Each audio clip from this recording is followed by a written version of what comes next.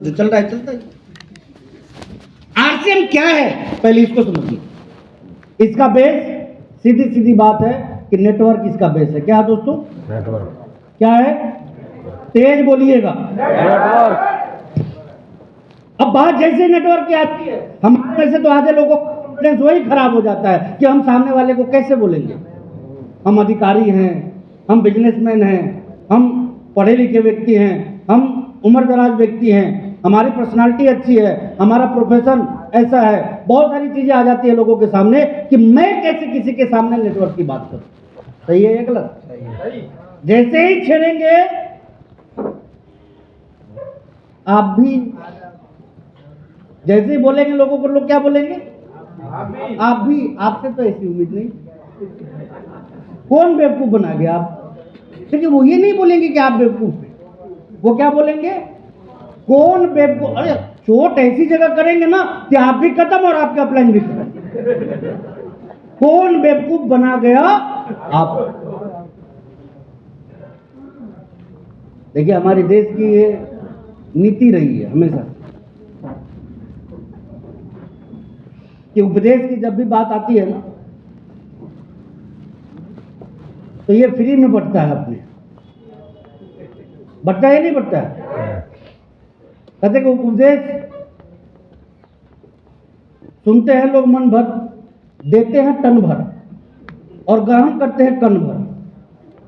ये उपदेश की कहानी है अपने। और वैसा ही कुछ ओपिनियन यहाँ पे लोगों का बन जाता है नेटवर्क मार्केटिंग को लेके, खास करके उन लोगों का जिनके कि खानदान में भी इसका ABCD कोई नहीं था। वो लोग जो इस पे अपने ओपिनियन देते हैं, उनके घर में कितने लोगों ने इस काम को किया? किसी ने नहीं किया। ना उन्होंने किया, ना उनके पिताजी ने, ना उनके दादाजी ने। फिर भी आपको बता देंगे कि काम तो बढ़िया नहीं। तो बता भाई, तू ही बता बढ़िया काम कौन सा है? जो लोग आपको ये बोले ना कि काम बढ़िया नहीं है, उनको पूछिए कि बता दो बढ़िया काम कौन सा है। चुप ना हो गए ना बोलिएगा कि मैंने कुछ बोला, फिर गिकी बन जाएगी उनकी। लेकिन हमारा क्या कॉन्फिडेंस ही खराब रहता है। कहीं ऐसा तो नहीं कि सही बोल रहे हैं, अरे वो पैसे वाले हैं तो सही बोल रहे होंगे, वो नौकरी वाले हैं तो सही बोल रहे होंगे। कुछ भी ऐसा नहीं है दोस्तों। आप चीजों की गहराई में जाइए, चीजों को गहराई से समझने की कोशिश कीजिए, अपने आप आपका कॉन्फिडेंस बनेगा। और मैंने पहले ही कहा कि आज का सेमिनार आपके लिए एक यूनिक सेमिनार होने वाला है, क्योंकि इतनी डीपली ये चीज कि आपको क्यों करना चाहिए, कैसे करना चाहिए, शायद पहली बार सुनने को मिले। तो नेटवर्क की बात, नेट का मतलब क्या होता है और वर्क का मतलब क्या होता है? तो नेटवर्क का मतलब क्या हुआ? काम का। हाँ, तो आगरा में इसका मतलब टोपी पहनाना कैसे निकल जाता है? ये ऑक्सफोर्ड के, कैम्ब्रिज के किस डिक्शनरी में लिखा हुआ है कि नेटवर्क मतलब टोपी पहनाना, नेटवर्क मतलब बेवकूफ बनाना, नेटवर्क मतलब मुर्गा बनाना, ठगी करना? कौन से डिक्शनरी में कभी आपने देखा? कभी देखा? सीधी सी बात है। नेट का मतलब जाल और वर्क का मतलब, और दोनों को मिला दे तो काम का जाल। और दुनिया का कामयाब व्यक्ति वही है जो काम का जाल अपने नीचे बिछा के रखे। जिसके पास काम का जाल नहीं है, वो जाल में खुद ही कहीं ना कहीं फंसा हुआ नजर आएगा। लेकिन जो भी कामयाब है वो सिर्फ और सिर्फ इस चीज के दम पे कामयाब है। इस चीज को अपने दिमाग में सबसे पहले लॉक कीजिए। दूसरी चीज जो मैं आपको बताना चाहता हूं, शुरुआत इसकी कहां हुई और कब हुई? बता सकते हैं आप में से कोई? यूएस में। अरे बाकी लोग क्यों चुप हैं? बोल दीजिए ना कि आगरा में शुरू हुआ। क्या अरे सामने वाले को पता है क्या? नहीं। अरे बढ़िया, यदि पता होगा तो आपके प्लान को समझ जाएगा। अमेरिका में शुरू हुआ, राइट? अमेरिका कनाडा ने मिलकर इसको ये किया 1959। कब? एग्जैक्टली, सही है आप लोग। बाकी आंकड़े कोई मायने नहीं रखते। मायने क्या रखता है मालूम है? अमेरिका हमसे पिछड़ा हुआ है, वहां के लोग हमसे कम पढ़े लिखे हैं, डेवलपमेंट वहां के हमसे कम है, समझदार तो जरूर कम होंगे वहां पे, हाँ, अरे पढ़े लिखे लोग वहां पे ज्यादा, पैसे वाले वहां पे ज्यादा, डेवलपमेंट वहां पे ज्यादा, और वहां के लोगों को जब समझ में ये बात आ रही है तो हमारे के यहाँ लोगों की समझ में नहीं आ रही है। तो कमी हमारे लोगों में है या सिस्टम में? लोगों में है या सिस्टम में? लोगों में। और ये बात मुझे शुरुआती दिन में ही समझ में आ गया था कि एक ना एक दिन तो लोग इसको समझेंगे, और ये चीज आज आप यदि समझ लेना, अगले 15-20 साल बाद आप भी अपने तकदीर को बदलने वाले लोगों में से एक होंगे। ये बात दिमाग में लॉक करके रख लीजिएगा दोस्तों। नहीं करेंगे नेटवर्क तो क्या करेंगे? लोगों को गलतफहमी है कि यार मैं कैसे नेटवर्क करूं। आप में से कौन ऐसा है जो नेटवर्क नहीं करता? दुनिया का एक भी आदमी आप मेरे सामने खड़ा नहीं कर सकते जो ये बोल देवे कि मैं नेटवर्क नहीं करता। सारे के सारे नेटवर्किंग के पार्ट हैं। आपने आरसीएम ज्वाइन किया है तो भी, और नहीं ज्वाइन किया है तो भी। उदाहरण के तौर पे आप में से कितने लोगों के पास में मोबाइल फोन है? प्लीज हाथ खड़ा कीजिए। मांगूंगा नहीं मैं, मेरे पास भी है ना? ओके, आपके मोबाइल में किसका नेटवर्क चल रहा है? जियो, एयरटेल, बीएसएनएल, वोडाफोन, यही है ना? हाँ, अब इसमें थोड़ा करेक्शन करते हैं। करेक्शन ये है कि आपके मोबाइल में जियो का नेटवर्क है या जियो के नेटवर्क में आप? जियो के नेटवर्क में। जब जब आप रिचार्ज कराएंगे इनकम उनकी बनेगी। हम कभी किसी दूध वाले के नेटवर्क में काम करते हैं, कभी किसी किराना वाले के नेटवर्क में काम करते हैं, कभी किसी कपड़े वाले के नेटवर्क में काम करते हैं, कभी किसी हॉस्पिटल के नेटवर्क में, कभी किसी इंजीनियर के नेटवर्क में, कभी किसी कोचिंग के नेटवर्क में, कभी टीचर के नेटवर्क में। पता ना सुबह से लेकर रात तक किन किन को। हमें तो कई लोग गोलगप्पे वाले के नेटवर्क में है, कई लोग चाय वाले के नेटवर्क में है, कई लोग पान वाले के नेटवर्क में है या नहीं है? और जब जब हम जिसके नेटवर्क में जाके पैसे खर्च करते हैं, उसकी बात करते हैं, उसकी प्रशंसा करते हैं, वहां पे कस्टमर भेजते हैं, तब तब वो व्यक्ति हमसे अमीर होता है। फर्क बस यही है कि आज तक हम दूसरों के नेटवर्क में रह के, दूसरों को प्रमोट करके दूसरों को अमीर बनाए हैं। अब हम एक अपना नेटवर्क शुरू करने जा रहे हैं जिसका नाम है आरसीएम।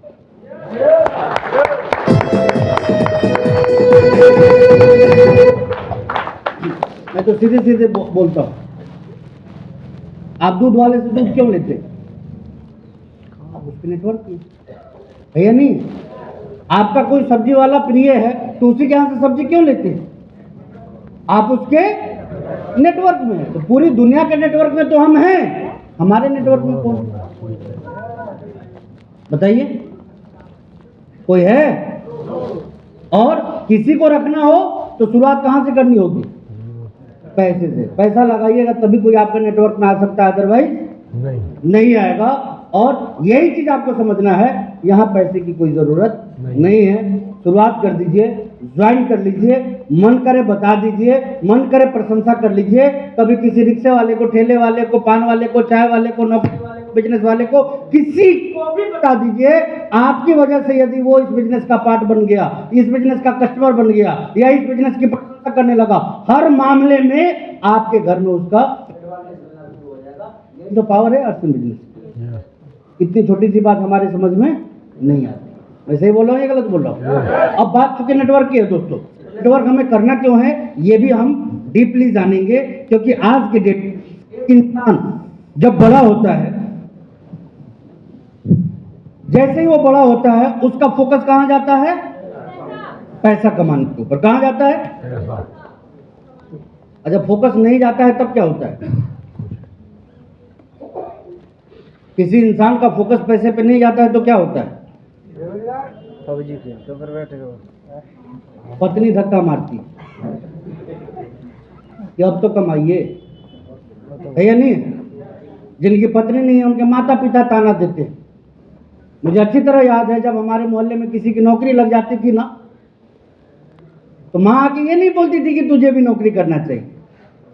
उसकी नौकरी लग गई, उसकी नौकरी लग गई, ऐसा आगे वो मुझे बताती थी और फिर मुझे देखती थी। उसके देखने से समझ में आ जाता था कि ये पूछ रही है कि तेरी कब लगी। हकीकत बता रहा हूं दोस्तों। आप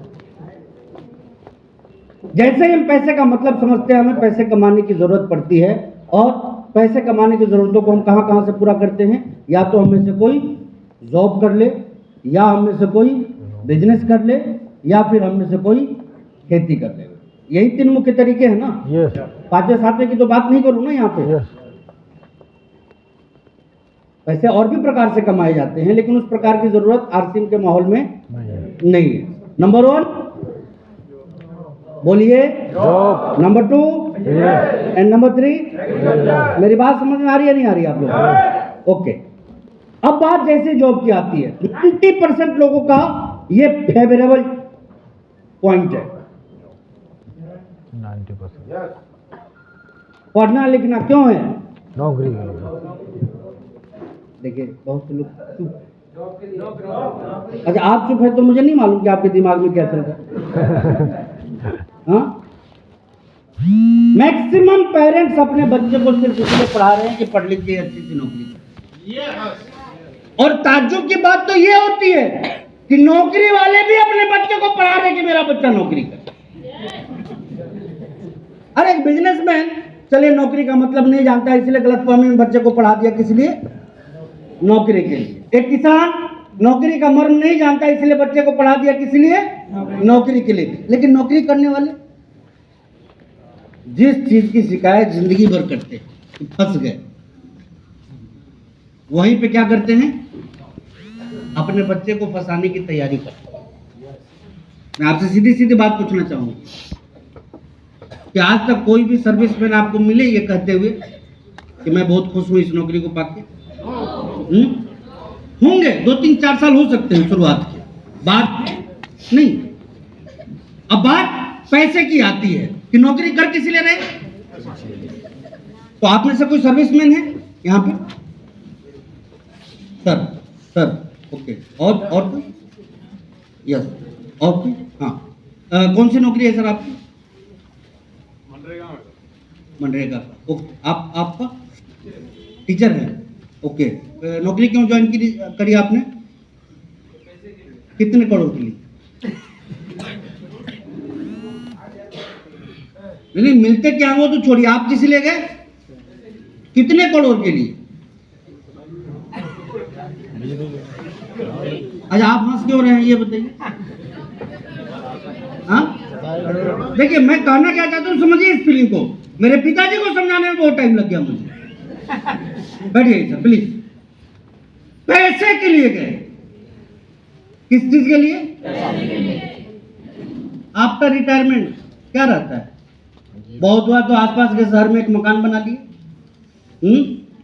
2 बच्चों की पढ़ाई कर ली, एक बेटी की शादी कर ली, इतना ही होता है ना। पत्नी तो पता ना कितने एनिवर्सरी इंतजार ही करते रह गई कि अब 9 लाख ला के दीजिएगा। हाँ, शादी के टाइम में उसने सोचा था कि सपनों के राजकुमार से मेरी शादी हो रही है, वो इतना भिखारी निकलेगा ये थोड़ी सोचा था उसने। मैं कई लोगों को देखता हूँ आपस में बात करते हुए कि मेरी पत्नी तो गाय है, गाय। लोग पूछते कि भला कैसे गाय है बताओ, तो कुछ डिमांड ही नहीं करती मेरे से। अरे क्या डिमांड करे? मालूम है कि जिस दिन डिमांड करती है मरमुरा जाएगा ये।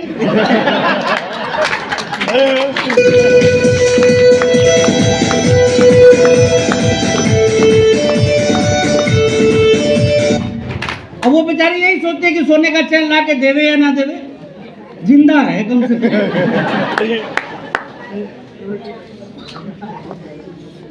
ताज्जुब की बात क्या है? देखिए मैं प्रोग्रामिंग सॉफ्टवेयर को खोलने की कोशिश कर रहा हूं। शौक के लिए गए हैं कीजिए ना, कोई दिक्कत नहीं है, लेकिन पैसे के लिए आप चले गए यहाँ पे, ये सही निर्णय है या गलत निर्णय? फिर चुप हैं आप लोग, क्योंकि पैसा कितना मिलता है? लिमिटेड। यदि आप टेबल के अंदर, टेबल के बाहर, मिठाई के डब्बे में ये वो ना करें तो फिर कितना पैसा मिलता है? इतना ही पैसा मिलता है कि एक IAS IPS को भी ठीक तरीके से 2 बच्चे को पढ़ाने में दिक्कत हो जाएगी यदि वो ईमानदारी पे आ जाए तो।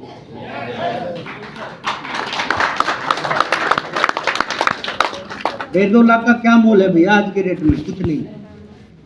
आप कम में मैनेज कर लेते हैं इसलिए आपको लगता होगा कि शायद ये ज्यादा है, लेकिन कुछ नहीं होता।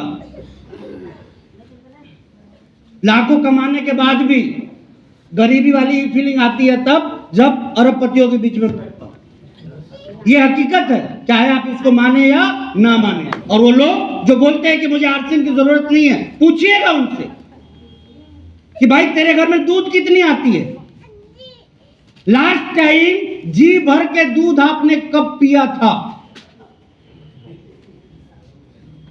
मालूम 4 लीटर दूध आएगा, उसमें पहले ही तय हो जाएगा कि ये 1.5 लीटर चाय का है, पहले ही। उसके बाद ये 2 लीटर बच्चों के लिए, या 1 लीटर या 1.5 लीटर जो भी है, बाद बाकी यदि दही और छाछ से बच जाए तो उस दिन आपका नसीब वर्ल्ड कप जीतने वाला है। महीने 2 महीने में पत्नी भी पूछ लेती है दूध पीजिएगा आज, बच्चा हुआ है, क्या बोलते लास्ट में, बच्चा हुआ है। लानत है ऐसी जिंदगी पे। वो लोग जो बोलते हैं कि आरसीएम की जरूरत नहीं है, फल के दुकान पे जाएंगे, केले से लेके पूछते पूछते पूछते पूछते रेट अनार तक पहुंच जाएंगे और उसके बाद बोलेंगे ठीक है देखता हूं। कितने लोग फल खाते हैं भैया? केला वाला छोड़ के, केला अमरूद छोड़ के, डेली पूरे परिवार डेली खाते हैं? नहीं खाते। नहीं, एकाध तो हर जगह है। मैं ऐसा थोड़ी बोल रहा हूँ कि मतलब आप ये मतलब गरीब हैं।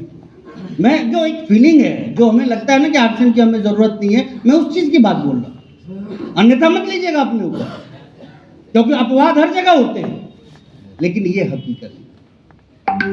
ऐसा होता है या नहीं होता? ना ढंग से सब्जी खा पाते, ना ढंग से फल खा पाते, ना ढंग से दूध पी पाते, और उसके बाद भी बोलते हैं कि आरसीएम की जरूरत नहीं। यही उम्मीद करते हैं कि सरकार आएगी, 2 करोड़ का चेक पकड़ा जाएगी और उसके बाद जिंदगी जी लेंगे। ऐसा कभी नहीं होगा। इस बिजनेस की हर एक व्यक्ति को जरूरत है। क्यों जरूरत है? क्योंकि हमें हमारी जिंदगी से नहीं, हमारी पीढ़ियों से गरीबी को दूर करना है। आज जो सक्सेसफुल कंट्रीज हैं वो क्यों हैं? आज आप यूरोपियन कंट्रीज के किसी भी व्यक्ति को देखिए, हमारे इंडियंस घूमने जाएंगे, मालूम कैसे? 4 डे 3 नाइट, 4 डे 3 नाइट घूमने का प्लान करेंगे। अच्छा, जब घूमने जाएंगे ना तो पूरे मोहल्ले को, पूरे रिश्तेदार को, सबको बताएंगे कि हम कन्याकुमारी जा रहे हैं, हम कश्मीर जा रहे हैं, हम वैष्णो देवी जा रहे हैं। हालांकि वैष्णो देवी तो घूमने का जगह नहीं है, पूजा करने का जगह है, लेकिन फिर भी भला भला हम बताते हैं सारे लोगों को। ऐसा होता है या नहीं होता? अच्छा, मुझे बड़ा एक्सपीरियंस है इन चीज़ों का, क्या कि मैं हमेशा ट्रैवलिंग में होता हूँ। कई बार एयरपोर्ट पे, कई बार रेलवे स्टेशन पे ऐसे फैमिली मुझे मिल ही जाते हैं जो या तो घूमने जा रहे होते हैं या घूम के आ रहे होते हैं। अब मुझे ये भी समझ में आ जाता है कि कौन घूमने जा रहा है, कौन घूम के आ रहा है। जानते, बच्चे से लेके बुजुर्ग तक, जब सब खुश हो समझ लीजिए कि ये फैमिली घूमने जाए। हाँ हाँ, समझ लीजिए कि सभी घूमने। मैंने ट्रेन में कई बार ऐसा सीन देखा कि बच्चे खुश जब घूम के आ रहे होते, पापा यू आर ग्रेट। पत्नी बोलती है जी सुनते हो, आप जैसा पति कहीं नहीं मिलता। और एक वहां मायूस आदमी बैठा हुआ मिलेगा जो बुदबुदाते रहता, मालूम है क्या? 4 दिन घूमने में महीने 2 महीने की कमाई खत्म। तो कई बार बातचीत में ही पत्नी को बोल देगा कि बोल रहा था, पत्नी भी बोलेगी लगता है गलती। क्या बोलेगी? लगता है कि गलती। दोस्तों, घूमना बुरी बात है क्या? पैसे खर्च करना बुरी बात है क्या? बुरी बात मालूम क्या है? कम पैसे कमाना। ये चीज यदि इंसान समझ लेवे ना, तो ये आरसीएम बिजनेस आज के आज और अभी के अभी उसके समझ में।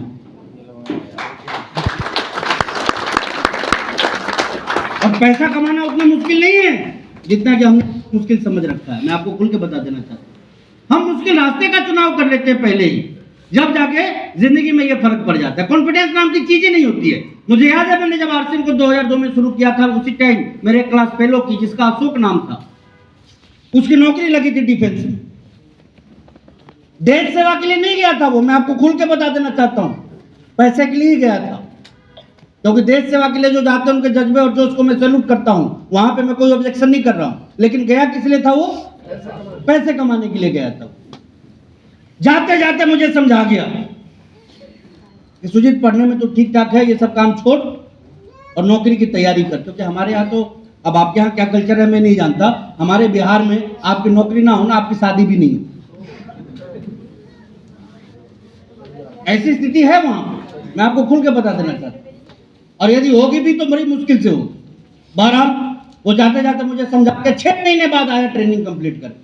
लेकिन जब वो आया तो 2 गार्ड उधर और 2 गार्ड इधर उसके खड़े थे। हमारे यहाँ नौकरी वाले आते हैं ना तो गार्ड फ्री में मिल जाते हो, आसपास वाले।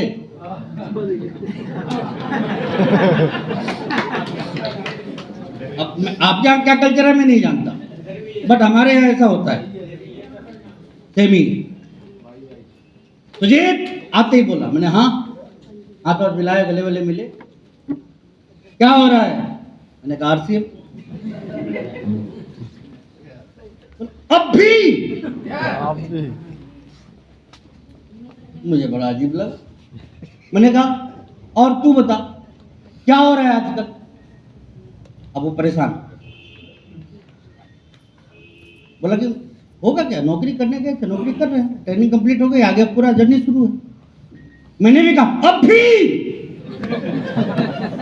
अरे तुम 6 महीने पहले नौकरी करने गया था और अभी 6 महीने बाद भी नौकरी ही कर रहा है और बोल रहा है कि अभी तो जर्नी शुरू हुआ है। आरसीएम को लेकर मानसिकता ऐसी क्यों है कि 6 महीने में खत्म हो? मैंने आप अपने काम को 40 साल कीजिएगा और हम यदि 40 साल कर ले तो आपको प्रॉब्लम है।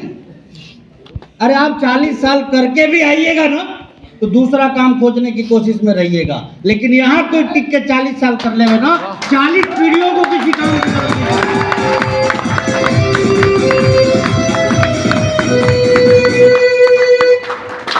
जाते जाते बोल गया कि तू पागल है, नहीं समझेगा। हाँ मैं हकीकत बताऊं, जाते जाते बोल गया कि तू पागल है नहीं।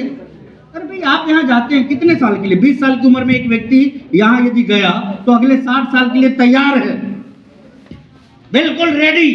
एग्रीमेंट साइन किया उसने कि 60 इयर्स तक हम, उसमें भी कई लोगों का 62 हो गया, 63 हो गया है। ऐसा होता है ये नहीं होता है? 40 साल का माइंडसेट भाई साहब, 40 साल का माइंडसेट, जहां के हर दिन जिंदगी संघर्षों में बीतनी है, समझौतों में बीतनी है, कम खरीदे या ज्यादा खरीदे इसमें बीतनी है, ये स्कूल महंगा है या सस्ता इसमें बीतनी है, ये साड़ी महंगी है या सस्ती इसमें बीतनी है। यही जिंदगी जिसके लिए हम 40 साल तैयार हैं। आरसीएम में 4 महीने में सर दर्द हो जाता है। मैं तो सीधे सीधे बोलता हूं, जैसे यहाँ लोग 20 साल के लिए जाते हैं ना ये सोच के कि 60 साल तक करना है, वैसे यहाँ आ जाइए ना, फिर देखिए क्या रुतबा रहेगा आपकी जिंदगी में।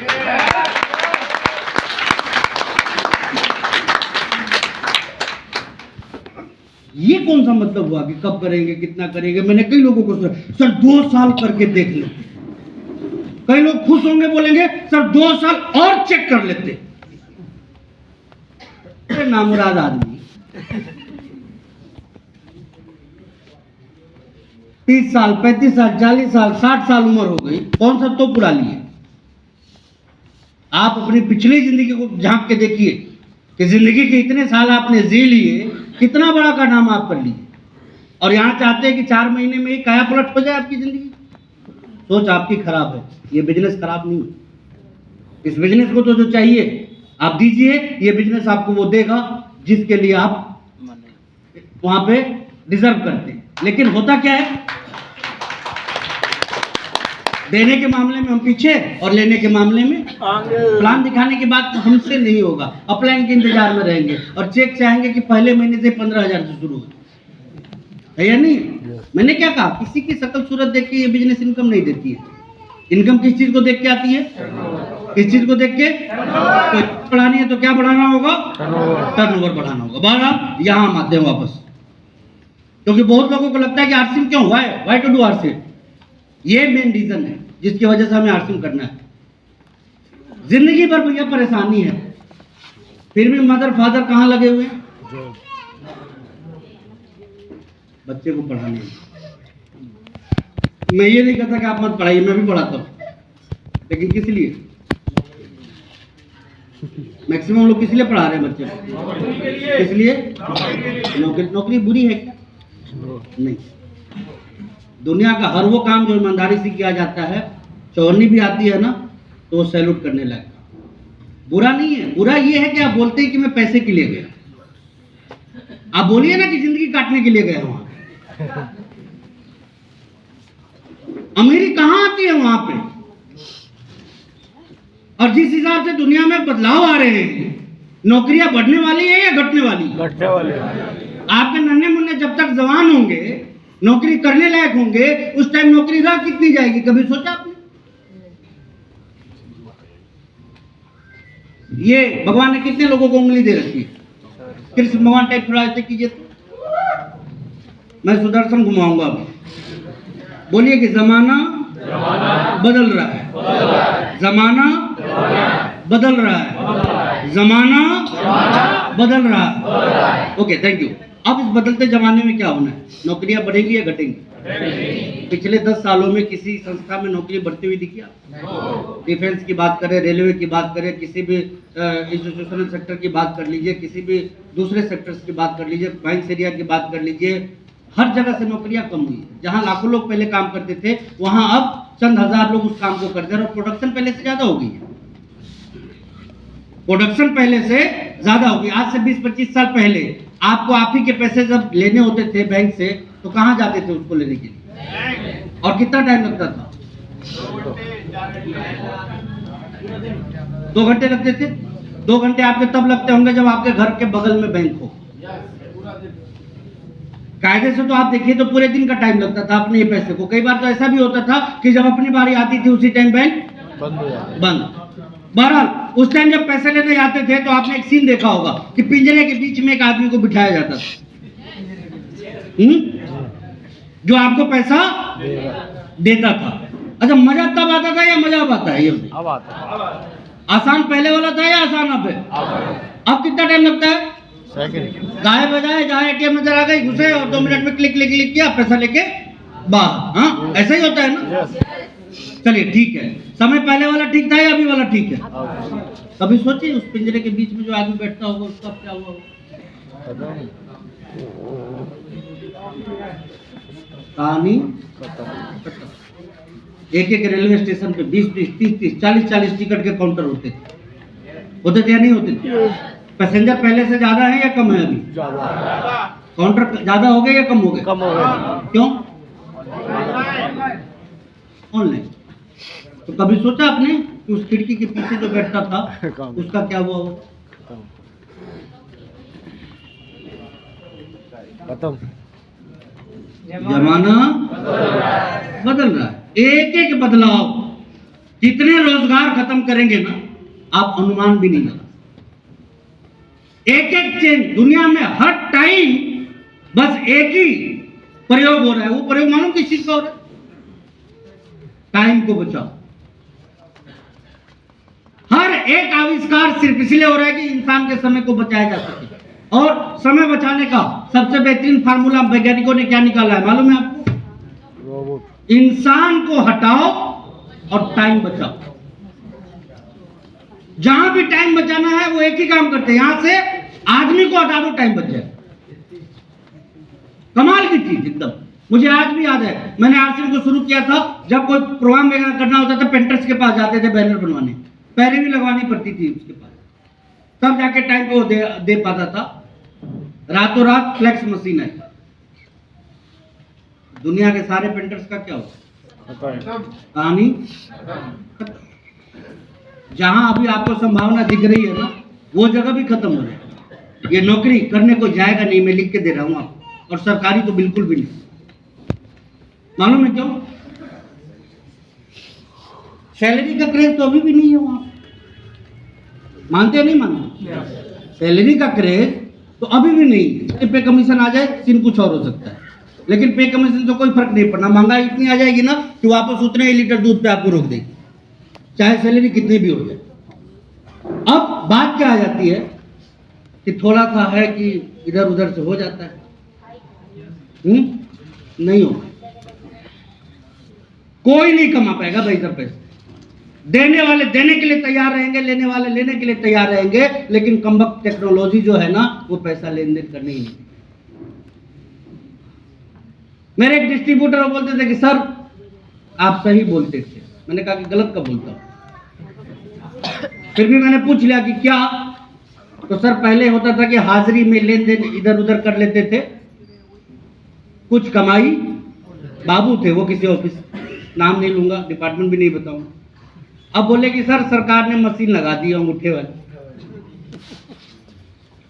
अब देने वाला देना भी चाहता है और मैं तो पहले से ही लेना चाहता था, लेकिन ये मशीन अब बीच में सब खराब कर दिया। एक इंजीनियर खराब सड़कों के पता ना कितने 19-20 कर लेता है, आने वाले समय में क्या होगा? इंजीनियर चेक नहीं करेंगे, मशीनें चेक करेंगे। कौन चेक करेगा? मशीनें जाएंगी, ड्रिल करेंगे, ऑटोमेटिक सारा करके रिपोर्ट निकाल के दे देंगे। अब बताइए, ठेकेदार देना भी चाहे और इंजीनियर लेना भी चाहे तो भी मामला कहाँ के अटक जाएगा? मशीन पर अटक जाएगा। मतलब टेक्नोलॉजी हर जगह से रोजगार को खत्म करे। आज आप देखिए ना, मालूम है दुनिया के सबसे बड़े पापी आप हैं। मालूम है क्यों? कितने लोगों का रोजगार आपने खत्म किया, कितने लोगों के मुंह का निवाला आपने छीना है, पता है आपको? आपके पॉकेट में स्मार्टफोन है ना? हिंदुस्तान के कितने सिनेमा घर को आप बंद करवा दिए, पता है आपको? और जो होंगे भी जर्जर स्थिति में आपको नजर आएंगे। ये बैंकर्स की नौकरी किसने खाई? मोबाइल नहीं, ये आपने। मोबाइल आपका है या पड़ोसी का है? किसने खाया? रेलवे वाले की नौकरी कौन खा गए? आप खा गए। बचा कुचा काम टेक्नोलॉजी करेगी। आप बताइए, मेट्रो ट्रेन में सफर किए आप लोग? Yes. आगरा में है सर मेट्रो? यस। चले कोई नहीं, दिल्ली वगैरह में तो देखा होगा ना आपने। कितने टीटी दिखते हैं काले कोट वाले? नहीं दिखते हैं ना? और जब नहीं दिखते हैं तो सरकार को मालूम है कि जहाँ टीटी नहीं रखे हैं वहाँ 100% लोग टिकट कटा के चलते हैं। बिना टिकट का मामला कहाँ है? हटा ही जाएगा। जहाँ काला कोट दे रखे हैं। तो सरकार अब क्या करेगी? मशीनें लगाए भाई, तू रहने दे, मशीनें चेक करेगी। एंट्री एग्जिट पोजीशन पे मशीनों को लगा दिया जाएगा और अपने आप सारा काम होता चला जाएगा। नौकरी अचानक से कोई सेक्टर बचने वाला नहीं, कोई सेक्टर बचने वाला नहीं है। आपको तो नौकरी मिल भी गई, आपके बच्चे क्या करेंगे कभी सोचा है आपने? नहीं सोच पाते। आम आदमी की बस की बात नहीं है ये चीजें सोचना। हम अनुमान ही नहीं लगा पाते कि जब हमारे बच्चे का टाइम आएगा तो उस टाइम दुनिया में क्या सीन रहेगा। अरे 140 करोड़ में तो संघर्ष करना पड़ रहा है। मैं कल आगरा पहुंचा, 50 से ज्यादा होटल्स को मैंने खंगाला, तब जाके किसी तरह एक होटल वाले ने अपना रूम मुझे दिया, तब मैं रह पाया। पता चला कि यूपीएससी का एग्जाम, पता चला कि यूपीएससी का ही था ना। अब वो तो यही बता रहे थे, भगवान जाने किसका था। एक एग्जाम में शहर के सारे होटल फुल, कितने फ्लैट्स फुल होंगे, कितने लोगों के यहाँ गेस्ट बढ़ गए होंगे, कितने लोगों के यहाँ क्या हो गए होंगे, सीटें कितनी होंगी। तो ये तो यूपीएससी की बात थी। वैकेंसी तो जितनी आम होगी संख्या उतनी ही ज्यादा रहेगी। ऐसा मानते नहीं मानते? तो कुल मिला के रोजगार के अवसर हर जगह क्या हो रहे हैं, और हम बहुत जल्द 140 करोड़ से 40 करोड़ होने वाले हैं। अरे सुन तो लीजिए, 140 करोड़ से 40 करोड़ हो जाएंगे। हमारे बच्चे जब तक बड़े होंगे, जब तक हम 200 करोड़ प्लस के रहेंगे, आबादी क्या रहेगी? 200 करोड़ से ज्यादा। क्या करेंगे आपके बच्चे? सोचिए सोचिए सोचिए। आज के डेट में स्थिति ये हो गई है, एमबीए वाले 6,000 की नौकरी कर रहे हैं। आज के डेट में स्थिति ये हो गई है, इंजीनियरिंग के लड़के 12,000 की नौकरी कर रहे हैं। मानिए तो भी, ना मानिए तो भी, फैक्ट है ये। आप जाके देखिए। हालांकि सब करते हैं ऐसा, ऐसी बात नहीं है, लेकिन फिर भी ऐसा है या नहीं है? या नहीं है? कल को हमारे आपके बच्चे क्या करेंगे? कहां रोजगार दे दीजिए जहां आपको संभावना दिख रही है। अरे चैन से गोलगप्पा तक बैठ के पैसा नहीं कमाना है। मैं लिख के आपको दे रहा हूं। मालूम है क्यों? वेंडिंग मशीन जानते हैं आप लोग? एयरपोर्ट, रेलवे स्टेशन पे आपने जब पैसा डाला, कोल्ड ड्रिंक्स बाहर, पानी का बोतल बाहर, देखा है ना आपने? अब जरा सोच के देखिए, अभी जो इनोवेशन जितनी तेजी से हो रहा है, आइसक्रीम वेंडिंग मशीन से आ रही है, कॉफी वेंडिंग मशीन से आ रही है, गोलगप्पे। अब अचानक से पुनिया जी के दिमाग में आया, यार मेरे पास तो इतना करोड़ है, मैं आगरा के 10 चौराहे पे एक एक गोलगप्पे का वेंडिंग मशीन रख दे रहा हूं। फिर सारे गोलगप्पे वाले का क्या होगा? क्या होगा? तो मैं आपको बता रहा हूं, अभी भी आपके समझ में नहीं आ रही है।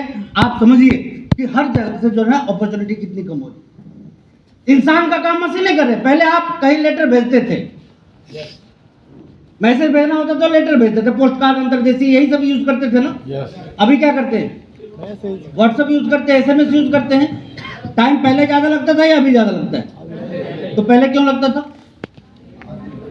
बीच में इंसान था, इसलिए टाइम। अब इंसान को हटा दिया गया, टाइम। अब पुश किया, मैसेज पास। तो ये स्थिति हो गई है कि हर जगह इंसानों का ऑप्शन कौन ले रहा है? मशीनें ले। भाई साहब, आज के डेट में लोग बोलते हैं कि कलयुग आ गया इसलिए तलाक बढ़ रहा है। मैं कहता हूँ कलयुग की वजह से तलाक नहीं बढ़ रहा है, मशीनों की वजह से बढ़ रहा है। ना पहले ना पुरुषों को डर लगता था, मालूम है किस बात का? पत्नी से डर था, डर। पहले जब खाना बनाना होता था, मसाला किस चीज पे पीसा जाता था? सिलबट्टे पे पीसा जाता था। अब हाँ? पहले धुलाई कैसे होती थी? हाथों से। अब मशीन। इवन कि आपके पास पैसे हैं तो पहले घर की सफाई हाथों से होती थी, अब कौन कर रहा है? मशीनें कर रही। अब आप देखने वाली बात क्या है कि सबके दिमाग में ये कि छोड़ के चली जाएगी तो क्या कर करके पीस लेंगे, कर करके धो लेंगे, हो गया।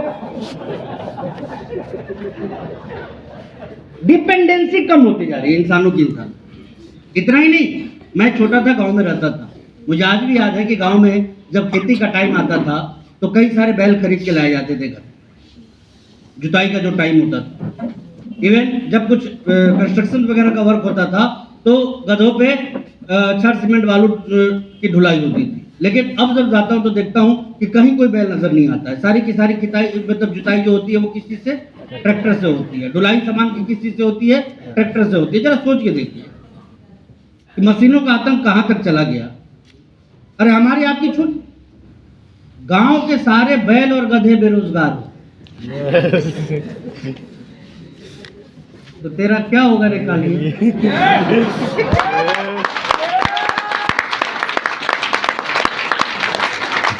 जमाना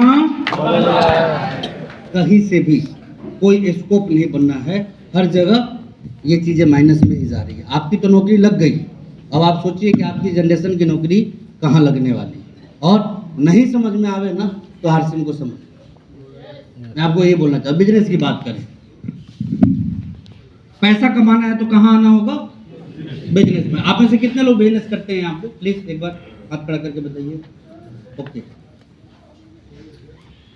किस चीज का बिजनेस है सर आपका? कॉस्मेटिक का। कब खोले थे सर? बैठ जाइए आराम से, कोई आराम से बैठ सकते, बातचीत हो रही है हमारी। बंद कब कीजिएगा सर? देखिए हंसने वाले ना अपना काम बंद नहीं करते, मजा ले ही लेते हैं बीच में। अच्छा, कौन सा बुरा सवाल मैंने कर दिया? आप इधर से हाथ खड़ा किया था सर आपने। हाँ, किस चीज का बिजनेस है सर आपका? कब खोले थे सर? बंद कब कीजिए? आरसी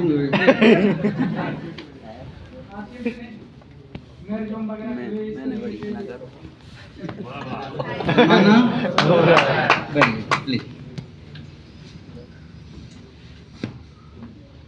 इनका तो चलिए एक रुकाव भी है, ठहराव भी है कि 60 साल बाद आजाद हो जाएगी, है ना?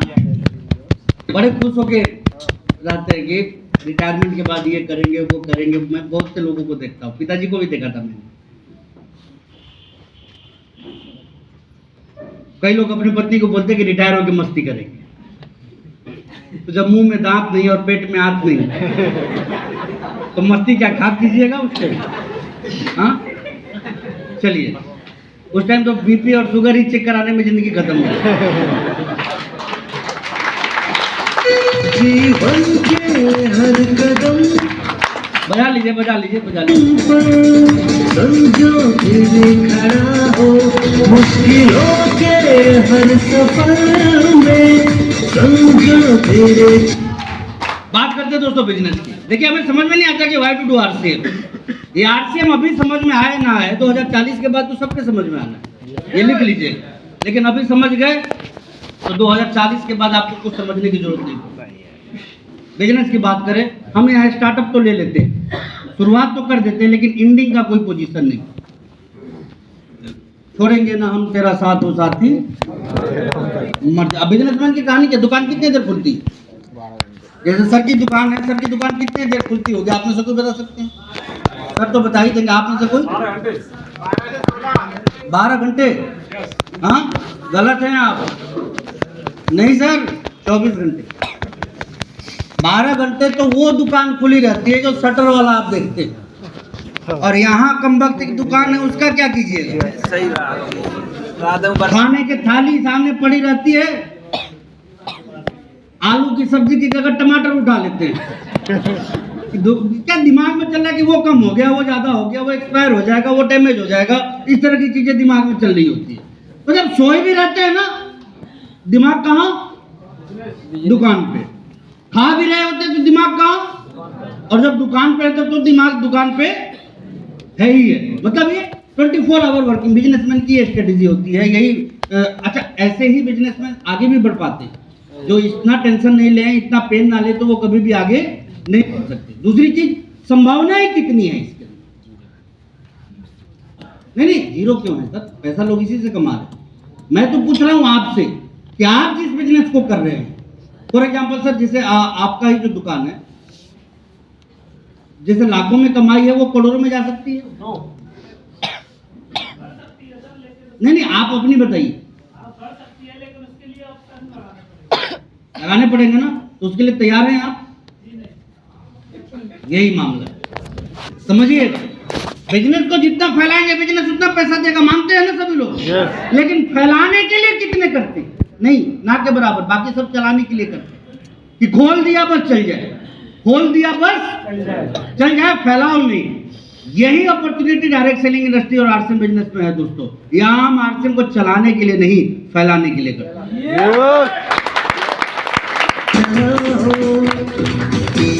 क्योंकि मजे की बात क्या है, चलाने की बात तो हम किससे करेंगे? जो भी इस बिजनेस में आता है वो पहले से पहले कहीं ना कहीं कुछ ना कुछ कर ही रहा है।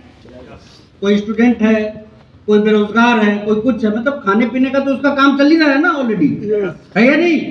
लेकिन यहाँ आके क्या करते हैं, हम बिजनेस को फैलाने का काम करते हैं। दूसरी चीज, सिक्योरिटी की बात देखिए, कुछ भी नहीं है। लोग आरसीएम से डरते हैं, मैं कहता हूँ यहाँ नहीं डरने की जरूरत है, डरने की जरूरत यहाँ है। लेकिन बिजनेसमैन की मौत हो जाती है, मालूम क्या होता है? सारे देनदार भाग जाते हैं और सारे लेनदार आ जाते हैं। परिवार को तो पता भी नहीं चलता कि वो जो गेस्ट आए हैं ना, जो रो रहे हैं, वो मेरे घर के व्यक्ति के मरने की वजह से रो रहे हैं या उनका पैसा डूब गया इसलिए रो रहे हैं।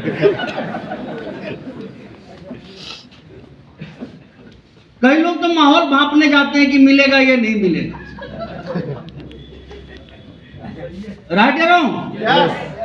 भारत उसकी ज्यादा बात नहीं करेंगे, लेकिन यहाँ क्या है, बहुत ज्यादा फैलाव आप नहीं कर सकते। आप लाखों की इनकम को करोड़ों और अरबों में नहीं पहुंचा सकते।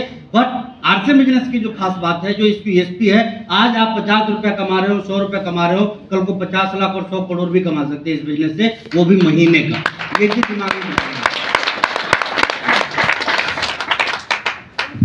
इनकी बात करें या रहने दें? करने के लिए बच्चा क्या ही बताइए। गर्मी में सर्दी पड़ रही है, सर्दी में बरसात हो रही है, कुछ भी इनके हाथ में है? हाथ में है क्या कुछ? क्या बात करें आप? हाँ, ये जरूर कर लेते, भारत में सबसे ज्यादा संख्या किसकी है? किसकी? किसकी? गलत, गलत है आप। इसी भ्रांति में हमारी सरकार भी जी रही है और हम भी जी रहे हैं। भारत की जान किसान, यही ना? कितने लोग किसान हैं अपने यहाँ? क्यों गलत प्रोग्रामिंग सेट करके रखे है दिमाग में? लोगों के पास जमीन इतनी है कि पुदीने की खेती करते साल भर उसकी चटनी नहीं खा पाए। 4 अमरूद के पेड़ लगाने की जगह है उनके पास में, और फिर भी हम बोल क्या देते हैं सबसे ज्यादा संख्या किसकी है? कितने खेत वाले लोग? किसान नहीं, बेरोजगारों की संख्या ज्यादा है। संख्या किसकी ज्यादा है? बेरोजगारों की। किसान अपने यहाँ ज्यादा नहीं है दोस्तों। वो तो क्या, अपना माइंडसेट ऐसा है ना कि जो कुछ नहीं करता बाय डिफॉल्ट हम उसको किसान मान लेते हैं। जो कुछ नहीं करता, जो ना नौकरी किया ना बिजनेस किया, बाय डिफॉल्ट हम क्या मान लेते हैं? जमीन ही नहीं उसके पास, कैसे किसान मान लिया? तो जिसके पास है वो किसी तरह मैनेज कर रहा है। अदरवाइज अभी हमारे यहाँ का एग्रीकल्चर उतना प्रोफेशनल नहीं हो पाया है कि हर कोई इससे पैसा कमा ही ले। मानते या नहीं मानते इस बात को? देखिए, ऐसा नहीं कि लोग नहीं कमा रहे, कमाने वाले कमा रहे हैं, लेकिन संख्या ना के बराबर है। 140 करोड़ में यदि 4 करोड़ भी कमा रहे हैं तो उसको हम कमाने वाला नहीं बोलेंगे, बल्कि मैक्सिमम लोग क्या यहाँ से कोई बहुत ज़्यादा प्रॉफिट बुक नहीं कर पा रहे। जाके इनकी स्थिति देखिए, बहुत ही खराब इनकी स्थिति होती हुई दिखेगी। तो कुल मिला के आपने देख लिया जॉब की क्या स्थिति होने वाली है, बिजनेस की क्या स्थिति है, और एग्रीकल्चर। बिजनेस में एक और चीज़ मैं आपको बता दूं, हर एक परिवर्तन इनको डवाडोल करेगा। जैसे सर बोले ना, टेंट हाउस का काम इनका खराब हो गया, बिल्कुल उसी तरीके से आप कुछ भी कर रहे हैं वो सारी चीजें खराब होने वाली है। गोलगप्पे का एग्जांपल दिए ना, गोलगप्पा वाला भी तो बिजनेस कर रहा है। आप हैरान हो जाइएगा, हमारे देश में डोसा वेंडिंग मशीन भी आ चुकी है। मतलब दवाई और क्या बन के निकलेगा अपने आप? डोसा निकलेगा। तो आप सोचिए, आपके मोहल्ले में समोसे की वेंडिंग मशीन होगी, गोलगप्पे की वेंडिंग मशीन होगी, डोसे की मशीनें होंगी, तो छोटे मोटे कारोबार कोई कर पाएंगे? कर पाएंगे कोई भी व्यक्ति? नहीं कर पाएंगे। तो फिर कहानी कहाँ होने वाली है? खराब होने वाली है। ऑनलाइन बिजनेस आया, ई कॉमर्स आया, इनका फायदा हुआ या नुकसान? थोड़ा तेज बोलिए ना। ऑनलाइन से इनका फायदा हुआ या नुकसान हुआ? गांव गांव डिलीवरी वाले जा रहे हैं, अमेज़न वाले, फ्लिपकार्ट वाले, मिंत्रा वाले, पता ना कौन कौन से, मीशो, तो ये वो, पता ना हर दिन एक नया नया कोई आ ही रहा है। और इनके स्ट्रेटेजी अभी जियो की बात करें, रिलायंस की बात करें, इन्होंने टारगेट बनाया है हिंदुस्तान के सारे ब्लॉक लेवल पे। ये Reliance trend, Reliance fashion, Reliance retail, Reliance electronics, सारा चीज लेके आए ब्लॉक लेवल पे। बताइए क्या? किसी तरह आज काम चल भी जा रहा है ना, वो भी भविष्य में चलने वाला नहीं है। सारी चीजें इनके हाथ से जाने वाली है। हर एक बदलाव इनको खत्म करें। और कहानी हो भी रही है कि धीरे धीरे लोग यहाँ पे माइनस में जाते जाए। बड़े बड़े शोरूम आप देखिए आपके शहर में, किसी मॉल में चले जाइए, जो दुकान 3 साल पहले आप देख के आए थे वो दुकान 3 साल बाद नहीं दिखेगी। अब वहां पे कोई नई दुकान दिखेगी, आपको कोई नया शोरूम दिखाई देगा। बड़े बड़े शोरूम की कहानी आप देखिए, 10-10 एसी लगे हुए हैं, 5-5 स्टाफ खड़े, कस्टमर एक भी नहीं दिखेगा।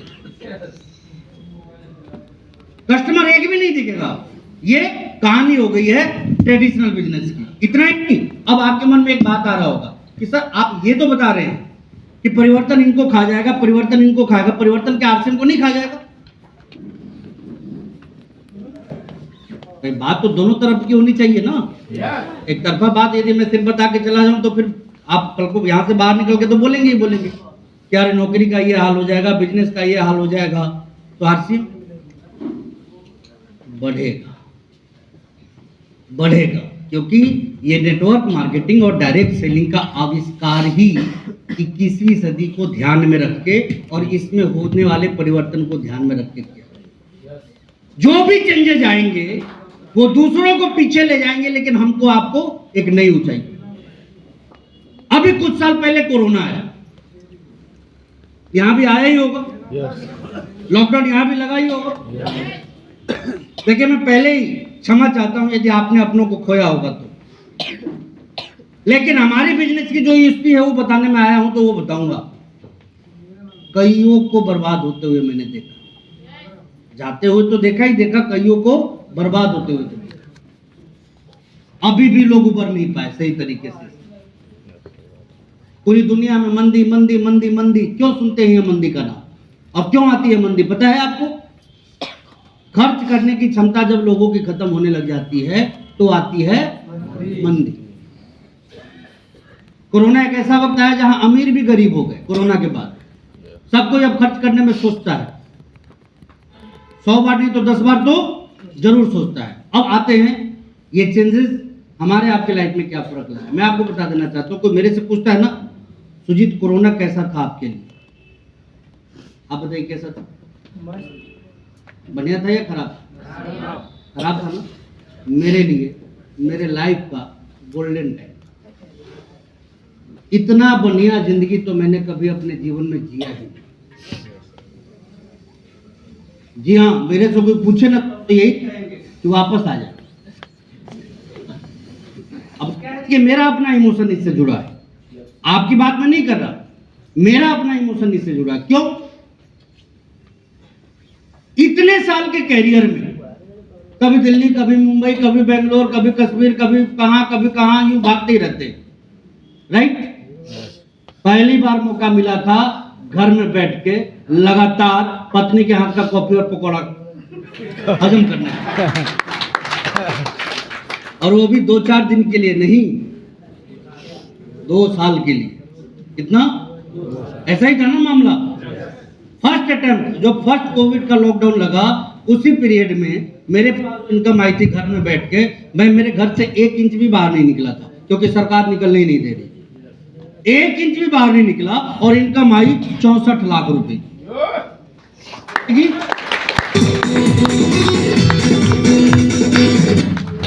इवन हिंदुस्तान की पहली कंफर्म सफायर पिन भी जो मेरे पास में आई ना, वो घर में बैठ के ही आई, मतलब भागने के बाद नहीं आई। तो भाई तो जब भी तो बोल रहा हूं कि वो टाइम मेरे लिए गोल्डन टाइम था। अब प्रॉब्लम ये नहीं थी कि 64 लाख आया, प्रॉब्लम ये थी कि 64 लाख को कहीं ठिकाने भी नहीं लगा सकते। मतलब चाह के भी पैसे नहीं खर्च कर पा रहे थे कि थोड़ा घूम आए, थोड़ा 10-20 लाख इधर उधर फेंक आए, कुछ नहीं, सरकार निकलने नहीं दे रही। अब पैसा आने का प्रॉब्लम नहीं था, प्रॉब्लम था कि इसको खर्च ही नहीं कर पाए। बस मामला चाय पकौड़े तक सीमित था। आप बताइए कि ऐसी जिंदगी आपको मिले, 24 आवर पत्नी सामने, 24 आवर बच्चे सामने और पीछे से अकाउंट भरता चला जाए, हाँ, तो इससे बढ़िया कोई टाइम हो सकता है क्या आपके life? This is the real power of RCM business दोस्तों। हर रिसेशन में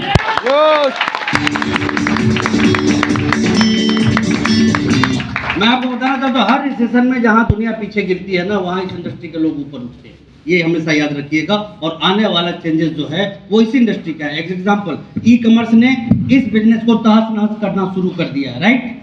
ई कॉमर्स ने ट्रेडिशनल बिजनेस को तहस नहस करना शुरू कर दिया है। आरसीएम का क्या?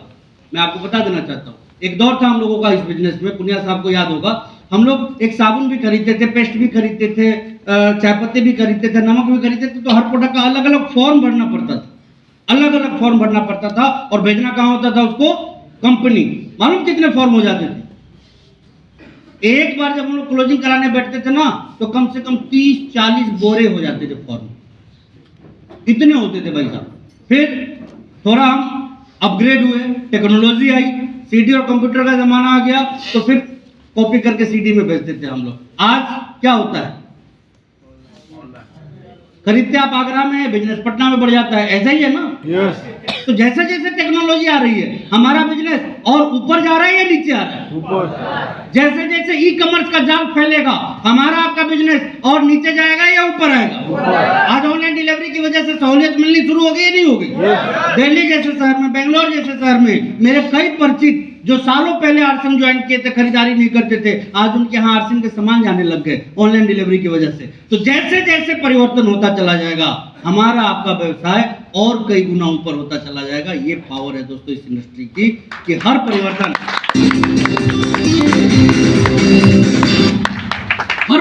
दूसरों को तो नीचे ले आएगा, लेकिन आरसीएम वालों को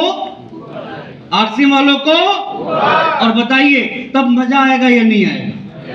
आएगा ही नहीं आएगा? ऐसा भी दौर आएगा कि आपको पता नहीं चलेगा और कब कहां से कितना करोड़ का बिजनेस आ गया समझ में नहीं आएगा।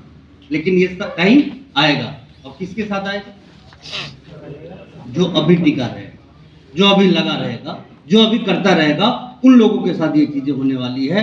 बस हमें जरूरत है अपने साइकोलॉजी को चेंज करने की, अपने माइंडसेट को चेंज करने की, क्योंकि हमें क्या लगता है आरसीएम उन लोगों का बिजनेस है जिनके पास करने को कोई काम नहीं। हमें लगता है आरसीएम गरीब, असहाय या बेरोजगार लोगों का काम। आरसीएम गरीब, असहाय या बेरोजगार लोगों का नहीं, आरसीएम बुद्धिजीवियों का काम है। ये दिमाग में नोट करते हैं। आरसीएम उन लोगों का काम है जो आने वाले भविष्य को वर्तमान में देखना जानते हैं। आज दुनिया में कामयाब कौन है ये बताइए? आज दुनिया में कामयाब कौन है? आप देखिएगा 100 लोग आपको एग्जाम्पल देते हुए मिलेंगे, अरे हमारे दादाजी के जमाने में तो वो बेरोजगार थे, लेकिन आज वो करोड़पति है, अरबपति है। ऐसा सुनते हैं नहीं सुनते? कहानियों को सुनते हैं ना? तो क्यों वो अरबपति करोड़पति बन गया? क्योंकि आपके दादाजी नहीं समझे और वो समझ गया कि आने वाले समय में डिमांड की है। ये सुनो भाई, आज से 50 वर्ष पहले आप में से कितने लोगों के दादाजी के पास पैसे आगरा में जमीन खरीदने के नहीं? मैक्सिमम के होंगे, और यदि नहीं भी होंगे तो वो चाहते तो मैनेज कर लेते, लेकिन फिर भी क्यों नहीं खरीदते? उनका बैल जुताई के लिए आगरा नहीं आ सकता। यही है ना कहानी। जो संभावनाओं को नहीं समझते वो हमेशा दूसरों से पीछे ही होते हैं, और जो संभावनाओं को समझते हैं वो हमेशा दूसरों से आगे होते हैं। दोस्तों मैं आपको हकीकत बताता हूं, अब हम लोगों की जिंदगी देख के लोगों को तरस अपने आप पे, हम पे नहीं, अपने आप। पहले हम लोगों का लिया हुआ निर्णय लोगों को गलत लगता था, चाहे वो मेरे रिश्तेदार हो, मित्र हो, जानकार हो, कोई भी हो। अब मजा आता है। अब लोग मिलते हैं मेरे मोहल्ले में मेरे से, कोई IAS IPS व्हाटएवर, बहुत सारे लोग हैं। मैं जिस जगह रहता हूँ जगह का ही नाम मजिस्ट्रेट कॉलोनी है। 300 से ज्यादा रजिस्ट्रेड रैंक के अधिकारियों का वहां पे बंगलो है। अब इतने से ही आप सोच लीजिए क्या सीन रहता है उनके। मैं तो एक बार जब शुरुआती दिनों में देखा करता था ना, लोग प्राउडली बोलते थे, क्या आपको मालूम है मेरा बेटा दिल्ली में रहता है, मेरा बेटा लंदन में रहता है, मेरा बेटा ऑस्ट्रेलिया में रहता है, मेरा बेटा अमेरिका में रहता है। अरे भैया वो कहाँ रहते हैं? वो तो ठीक है, आप कहाँ हैं? आप कहाँ हैं? मैं देखता हूं उनके घरों में बड़े बड़े बंगले, पति पत्नी और एक कुत्ता। मालूम है किस लिए?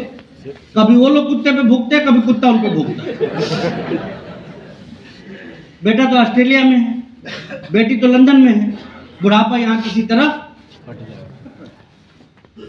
ये बुढ़ापा मुझे मालूम आरसीएम के लिए गर्व क्यों होता है, बड़ा ही प्राउड फील होता है। मालूम किसी गर्व है मुझे इस बात का। देखिए मैं बहुत ज्यादा पैसा नहीं कमाता, लेकिन हाँ मैं ये जरूर बोलूं कि मैं किसी ऐसे व्यक्ति को आसानी से नहीं जानता जो महीने में 10 लाख से ज्यादा कमाता हो और आराम से जी रहा। मिलने जाइए ऐसे लोगों से, बोलेंगे सांस लेने की फुर्सत नहीं। क्या बोलेंगे? सांस लेने की। अरे भैया सांस लेने की फुर्सत नहीं है तो धरती पे कर क्या रहे हो? फिर बोझी हो ना आप। टाइम नहीं, टाइम का ना होना अचीवमेंट है या प्रॉब्लम है? आप जाके देखिए, हमारे आधे नेटवर्कर तो इसीलिए बेकार है क्योंकि उनके पास दूसरों के काम इतने ज्यादा हैं कि आरसीएम करने का टाइम ही नहीं मिलता। मालूम है क्यों? बाहर वालों को लगता है आरसीएम ही कर रहा है ना, बाकी कोई काम थोड़ी कर रहे है या नहीं है? मैं आपको बताना चाहता हूँ, जब मेरे पड़ोसी मुझे देखते हैं तो जी आपकी किस्मत अच्छी। मालूम है क्यों? जब देखिए घर में, अब उनका क्या, कभी ऑफिस, कभी बिजनेस, कभी ये कभी वो। अच्छा संजोग से जब हम बाहर के होते हैं तब वो नहीं आते हैं देखने के लिए, जब हम पहुंचते हैं जब भी वो आते मिलने के। तो लगता है कि ये यही है भाई साहब, आपका बढ़िया है, कोई टेंशन नहीं, कोई मोबाइल का कोई थकान नहीं, आराम से घर में रहते और इतना पैसा आता है। मैंने कहा कि यही तो समझाना चाहता हूँ, 10-15 साल करके देखिए, उसके बाद आपकी भी जिंदगी यही हो जाएगी। और कई लोगों ने उसको मान के उसको करना भी शुरू किया। अदरवाइज आपके और हमारे लिए सबसे बड़ा मैसेज क्या है दोस्तों, और वो मैसेज मैं आपको बताना चाहता हूँ कि देखिए पैसे लगा के पैसे कमाने का ज़माना अब गया। नौकरी का एग्रीमेंट साइन करके 40 साल और 50 साल काम करने का टाइम अब गया। अब टाइम आ गया है, आइए 10, 15, 20 साल काम कीजिए, रिटायरमेंट, और एक ऐसा रिटायरमेंट जिस पे कि ज़िंदगी भर आपको गर्व हो। और ये क्यों बोल रहा हूँ, मुझे आरसीएम के लिए सबसे ज़्यादा गर्व इस बात को लेकर होता है कि मुझे मेरे बूढ़े माँ बाप का सेवा करने का मौका मिलता है, और मैं अच्छी तरह जानता हूँ कि मेरे बच्चे मुझे छोड़ के कहीं नहीं जाने वाले हैं, ज़िंदगी भर उनके साथ रहने का मौका मिलेगा ड्यू टू आरसीएम। जीवन के हर कदम पर समझो तेरे खड़ा। अब यदि मैं बेटे के तौर पे देखता हूँ अपने आप को तो गर्व होता है कि माँ बाप साथ में हैं, और पिता के तौर पे देखता हूँ तो हमेशा एक चीज़ समझ में आती है कि बेटा हमेशा साथ में ही रहेगा, क्योंकि पैसे के लिए तो उसे कहीं जाने की ज़रूरत नहीं पड़ेगी।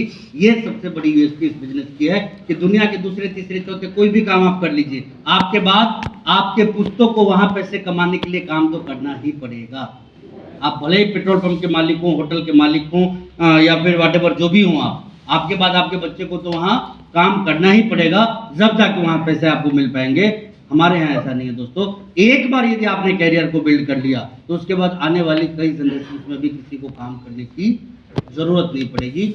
ये ताकत आरसीएम बिजनेस की है, और मैं चाहता हूँ कि इसी बड़ी ताकत को आप समझने की कोशिश कीजिए, क्योंकि दुनिया के ढेर सारे काम आप देखे होंगे, इस काम को यदि एक बार आपने बिल्ड कर लिया तो परिणाम कितने शानदार और खतरनाक हो सकते हैं। आइए थोड़ा उसको जानने की कोशिश करते हैं। लेकिन मेरी बात इसके पहले पूछना चाहूंगा कि आपके समझ में आ रही है नहीं आ रही? हम सारी की सारी बात आरसीएम बिजनेस की कर रहे हैं। बात समझ में आ रही है ना?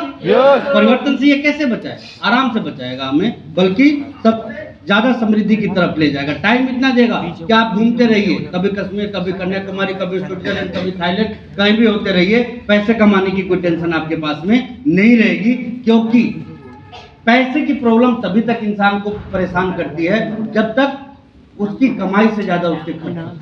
जिस दिन आपके खर्चों से ज्यादा आपकी कमाई होने लगेगी ना, तो फिर लाइफ में पैसे की तरफ आपका ध्यान नहीं जाएगा, आपका ध्यान जाएगा सिर्फ और सिर्फ एंजॉयमेंट की तरफ जाएगा। जो कि इस बिजनेस में जैसे ही आप स्टार एमराल्ड रूबी जैसे पोजीशन को अचीव करते हैं तो ऑटोमेटिकली ये आपकी जिंदगी में आने लग जाती है। तो एक माइंडसेट तो ये जरूर रखना है कि जहां पानी निकलता है उस वाटर लेवल को हमें मेहनत करके टच करना भी है और बरकरार भी रखना है। क्योंकि आप किसी भी चापाकल को लगाने जाते हैं जमीन के नीचे तो पाइप को कहां तक प्लांट करते हैं? वाटर लेवल तक ना। वाटर लेवल तक नहीं ले जाए फिर किस्मत खराब, पाइप खराब, चापाकल नहीं तो दोस्त कहां से? यही बोलेंगे ना, या तो खराब, या चापाकल खराब, या पाइप खराब, ऐसा ही बोलेंगे ना। मैं आपको मेहनत करके जब आप इस बिजनेस में आगे बढ़ते हैं उसके बाद जिंदगी ऑटो मोड में चलती है, और ऑटो मोड में ऐसी चलती है कि आपका ध्यान भी नहीं। आज मैं यहाँ हूँ आगरा में, आज रविवार का दिन है, मेरे टीम के सैकड़ों टेक्निकल अचीवर्स पता ना कहाँ कहाँ क्या क्या मीटिंगें कर रहे होंगे, मैं नहीं जानता वो क्या बोल रहे हैं, किसको कन्विंस कर रहे हैं, मेरे लोग किसको प्लान दिखा रहे होंगे, कई लोग दोपहर के टाइम में अभी बैठ के खाना खा रहे होंगे, मेरा बिजनेस अपने आप बढ़ रहा है, कुछ भी मालूम नहीं है। मैं उस बिजनेस को बढ़ाने के लिए काम भी नहीं कर रहा हूँ, फिर भी मेरा बिजनेस बढ़ रहा है, लेकिन मेरा बढ़ रहा है, आपका बढ़ जाए ऐसा नहीं। वाई ये पाइप जो है ना वाटर लेवल को टच कर चुकी है, इसलिए ऐसा हो रहा है। आप भी वाटर लेवल को टच करने से पहले रुकिएगा मत और प्रयास करना बंद मत कीजिएगा, नहीं तो यहाँ क्या होता है, दबा के छोड़ दीजिएगा ना तो जमीन ऊपर फेंक देगी आप। बात समझ में आ रही है? अब जो चीज मैं आपको समझाने चाह रहा हूँ, सुरक्षा। इस बिजनेस में जो आपको सुरक्षा मिलती है वो कहीं नहीं मिलती है दोस्तों। और ये बात मैं क्यों बोलता हूँ, देखिए 2002 में मैंने इस बिजनेस की शुरुआत करी। शुरुआत आसान नहीं था, कहते कि नेटवर्क मार्केटिंग मेंढक तोड़ने का काम। 4 को आप ले आते हैं किसी तरह से, 5वें को लाने जाते हैं 3 भाग जाते हैं पहले वाले, ऐसा ही होता है ना। फिर आप 6वें पे जाइएगा, 3रे 4थे वाले भाग जाएंगे। ये कहानी जिंदगी भर चलेगी, आप ये याद रखिए। एक जैसे विजन वाले लोग ही एक साथ चल सकते हैं। यदि आप जबरदस्ती किसी को ला भी दिए है ना तो एन प्रकार वो कहीं ना कहीं बाहर निकलेगा ही आपको। उसके लिए परेशान नहीं होना। आपके साथ कौन चलेगा? जो विजनरी हो, वो हमेशा याद रखिए। अब मैंने शुरुआत करी, धीरे धीरे टीम बनती चली गई और टीम की कहानी वर्तमान यदि मैं 2024 की बात करूं आपसे तो मेरी जो स्ट्रेंथ है टीम की वो ये है कि मोर देन 200 टेक्निकल अचीवर्स।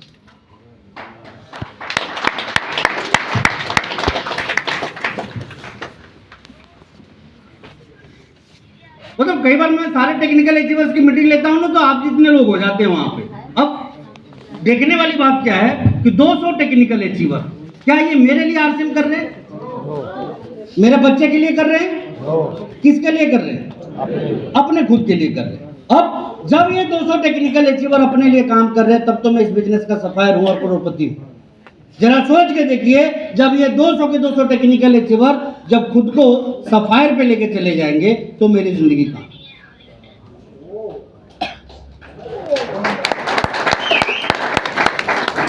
बात समझ में आ रही है? मेहनत करनी है, शुरुआत के कुछ सालों में तो जी जान लगा के काम करना है, लेकिन उसके बाद सिर्फ और सिर्फ इंजॉयमेंट रहेगा आपके लाइफ में, इसके अलावा कुछ भी नहीं। इस बिजनेस की सबसे बड़ी दूसरी खूबसूरती कि जितनी परेशानियां हैं वो शुरुआती दिनों में, बाद में नहीं। मुझे आज भी याद है, दरवाजे दरवाजे भटक भटक के प्लान दिखा। गर्मियों का सीजन अभी आ रहा है ना, ये गोरा चेहरा काला पड़ जाता था, काला एकदम ब्लैक। इतने धूप में मैं काम करता था, कोई पेड़ के छांव में बैठता था, कोई घर में रहता था, कोई पंखे के हवा के नीचे, कोई कूलर के हवा के नीचे, मैं भटकता रहता था इधर। कितनी बरसातों में मैं भींगा हूं मुझे पता भी नहीं। जब जूते निकालता था ना तो कई बार जूतों के साथ चमड़े भी निकल जाते। इतने टाइम में भीगा रहता था पानी के अंदर। इतना लॉन्ग ड्राइव किया करता था, 7 घंटे 8 घंटे की मोटरसाइकिल की ड्राइविंग घनघोर बरसात में किया करता। कोई पागल बोलता था, कोई दीवाना बोलता था, कोई बोलता था कि ऐसी जिंदगी का ही क्या फायदा। मन ही मन बोलते थे कि जैसा तू सोच रहा है उसका भी क्या फायदा। अच्छा, घर में बैठ के 2 रोटी अंदर की टंकी में चला जाए, उसी को जिंदगी मानते हैं क्या? मैं तो नहीं मानता। संतोषम परम सुखम, सबसे ज्यादा उन्हीं लोगों के पास ये सुनने को मिलेगा आपको जिनके पास सबसे ज्यादा दान पेटी रहती है। लोभ में मत आइए, पैसे का मुंह मत कीजिए। ये प्रवचन जहां भी आपको सुनने को मिलेगा, जाते टाइम भी और आते टाइम भी दान पेटी का दर्शन वहां होगा। खुद करोड़ों की गाड़ियों में घूमेंगे और आपको बोलेंगे कि पैसे से दूर रहिए। क्या बोलेंगे?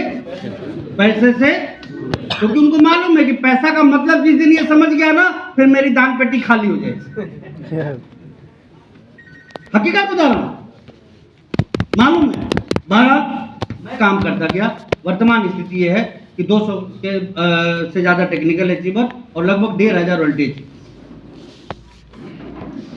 मैं जानता हूं कि पूरे प्रोग्राम में सिर्फ यही वो वक्त होता है कि जब मैं बात करता हूं तो लोग ताली नहीं बजाते हैं, मायूस हो जाते हैं। मुश्किलों के हर सफर में भैया आप जलिएगा तो उससे मेरा कुछ नहीं होने। ये आपका मामला है, ये मेरा मामला है, राइट? समझाना जो चाहता हूं वो समझ। Why to do RCM? हम नौकरी करें, कोई जॉब आपने किया, कोई बिजनेस आपने किया, 40 साल आपने नौकरी करी, 25 साल आपने नौकरी करी, 30 साल आपने नौकरी करी। अचानक एक दिन दिमाग खराब हो जाए ऑफिस में और सीनियर को लगा दे दो। अभी आगरा में सुबह सुबह नोटिफिकेशन मैंने देखा कि किसी एसडीएम ने डीएम पे जूता चला दिया। अब ये उसका प्रॉब्लम है क्या है? हम तो बस जानते हैं कि बस चला दिया और उसके बाद खोज रहा है प्रशासन।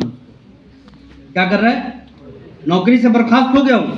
पर सस्पेंड मतलब नॉर्मल सस्पेंशन नहीं, टर्मिनेशन जिसको बोलते हैं, जैसा न्यूज आया।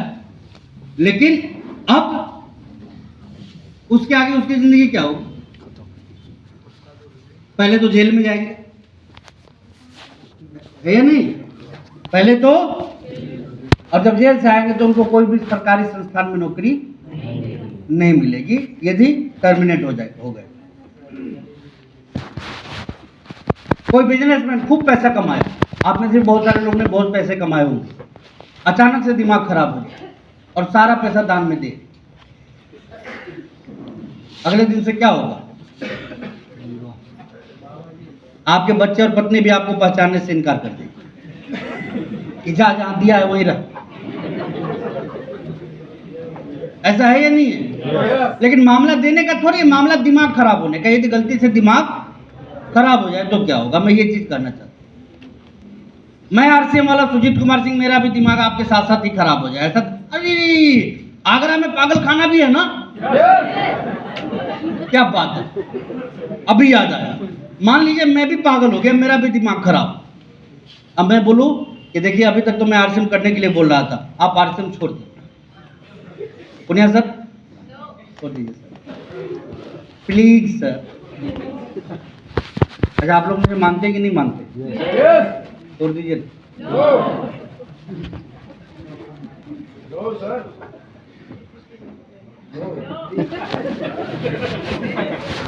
पैर पर हूं आपके। हाँ बोलेंगे कि जाइए आप घर में रहिए, जरूरत नहीं है आपकी, अपना तो कर लिया और हमको बोल रहे हैं कि छोड़ दो। ऐसा होगा या नहीं होगा? यस। क्या करना चाहते? आप कोई भी काम कर लीजिए, कितने भी दिन कर लीजिए, कितने भी महीने और कितने भी साल, मिनट नहीं लगेंगे उसको बर्बाद करने में। लेकिन एक बार इस काम को कर लिए ना, उसके बाद लाठी डंडे और जेसीबी लेके भी खराब करने की कोशिश कीजिएगा ना, तो भी खराब नहीं होगा। अब आदमी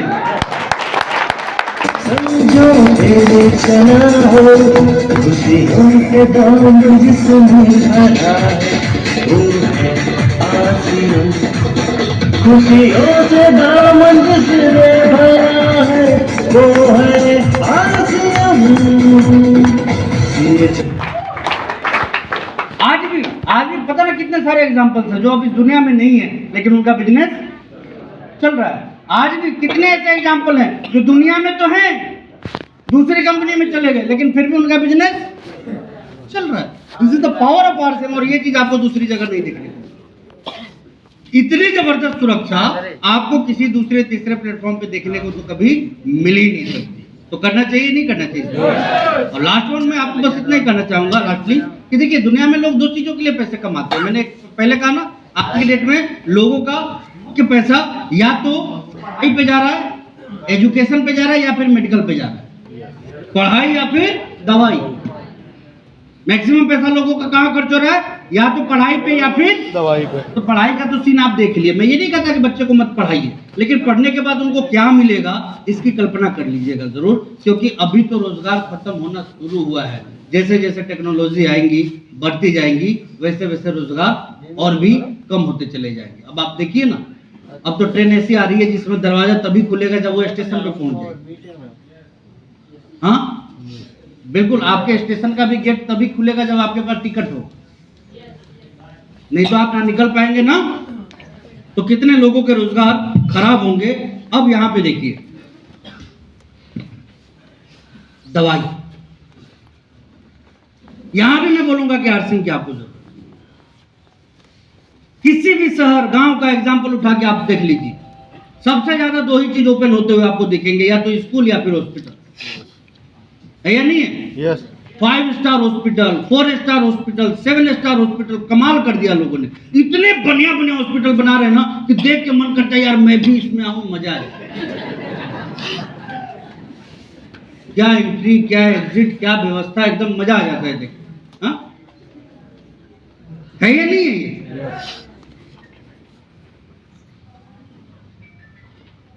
पहले क्या होता था, लोग पैसे कमाते थे और कमाए हुए पैसे को बच्चे के लिए छोड़ के जाते थे।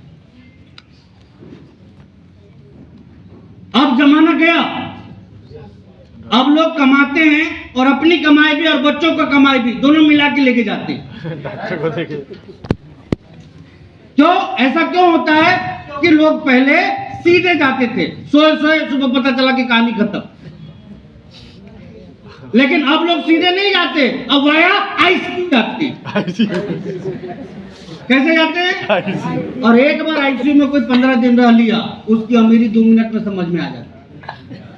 औकात समझ में आ जाता है लोगों को। जहां 15-20 लाख रुपए लगे ना, 2 मिनट में समझ में आ जाती है कि पैसा कितना इंपॉर्टेंट पार्ट है लाइफ का। मैं सही बोल रहा हूँ या गलत बोल रहा हूँ? अपनी कमाई भी, बच्चों की कमाई भी, सब जाता है किस चीज की वजह से? गलत खान पान की। किस चीज की वजह से? बीमारियां क्यों बढ़ रही है? मेरे से कोई बोलता है आरसीएम से क्या मिला, मैं सिर्फ एक ही चीज बोलता हूँ कि आरसीएम से मुझे क्या मिला, ये यदि देखना है तो मेरे साथ पढ़ने वाले लड़कों को देख लो, अपने आप समझ में आ जाए। बूढ़े नजर आते हैं सब। मैं मेरे दोस्तों के सामने नहीं टिकता, मालूम क्यों? डर लगता है। 40 वाले ना 55 के लगते हैं।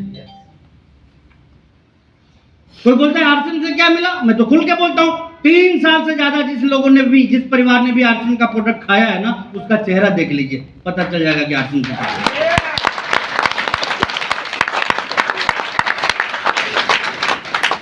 भगवान कसम, आप अपने हम उम्र से 5 साल ज्यादा जवान ना दिखे तो बोलिएगा कि मैंने कुछ बोला। मानते नहीं मानते इस बात को? किसी भी आरसीएम के ईगर से पूछ लीजिए, देख लीजिए, चेक कर लीजिए। ये जो नए लोग हैं ना, मैं उनको भी बोल रहा हूं ये बात कि आप यदि चाहते हैं कि आपके नन्हे मुन्ने स्वस्थ जिंदगी जीते हुए आराम से रहे धरती पे, जरूरत है आरसीएम की। आप चाहते हैं कि आपके घर के बुजुर्ग, बूढ़े माँ बाप एक बेहतरीन जिंदगी बिना किसी तकलीफ के जिए, जरूरत है आरसीएम के प्रोडक्ट की। और आप चाहते हैं आप और आपकी पत्नी हमेशा ऐसे ही तंदुरुस्त रहे, तो जरूरत है आरसीएम के प्रोडक्ट। और ये क्यों बोल रहा हूं मैं? आज हम में से कोई भी दुकान पे जाता है, किसी भी दुकान पे जाए, आप 500 का नोट निकाल के जब दुकानदार को देते हैं, वो दुकानदार बगैर चेक किए रख लेता है गले में? चेक करता है भाई साहब, ओरिजिनल है या डुप्लीकेट, करता है या नहीं करता है? लेकिन जो वो सामान देता है उस 500 के बदले, उसको हम कितनी बार चेक करते हैं? एक बार भी चेक नहीं करते, क्योंकि वो रिश्ते का हमारा भाई है। हमारे साथ वो गलत सही है ये बात? क्या आपके साथ वो गलत नहीं करे? हाँ,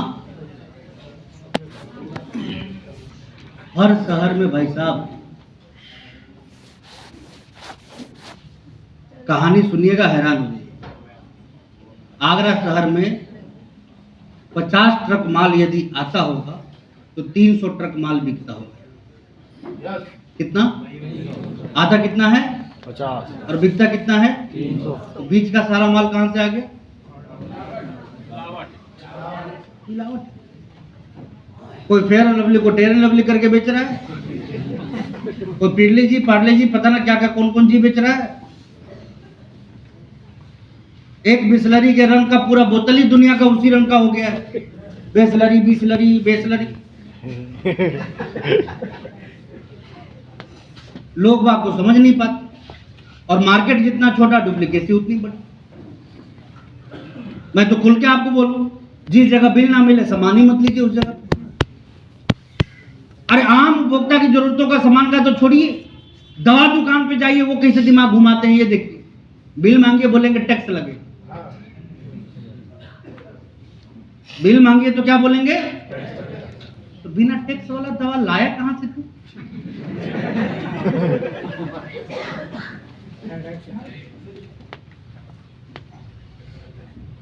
कस्टमर है सीधे साधे भोले भाले, जिसका जहां मन वही चपत लगा। नहीं, अब सोचिए कितनी ताज्जुब की बात, बिल मांगते ही क्या बोलता है? टैक्स लगेगा। बिना टैक्स का कैसे दवा ले आया भाई तू? जीएसटी है, कोई कंपनी बिना बिल के सामान निकाल नहीं सकती है, कोई बिना बिल के सामान दे नहीं सकता है।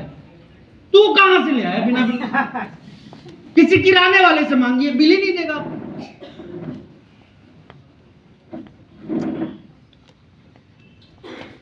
क्या है मामला? क्यों नहीं देते लोग बिल?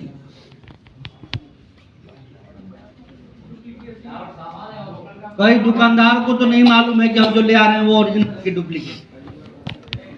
दुकानदार जाते हैं होलसेलर के पास, मालूम क्या होता है? 1 नंबर का चाहिए कि 2 नंबर का? अब तो 4-5 नंबर भी चलने लग गए हैं।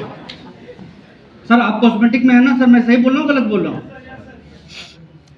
मतलब ताज्जुब की बात है, हम हमारी जिंदगी क्या खरीद रहे हैं भैया पैसा देके? बीमारी। मैं तो सीधे सीधे बोलता हूं, पैसे के लिए आरसीएम बाद में कर लीजिएगा, अपने बच्चे को, अपने आप को, अपने माँ बाप को जिंदगी देने के लिए आरसीएम पहले कर।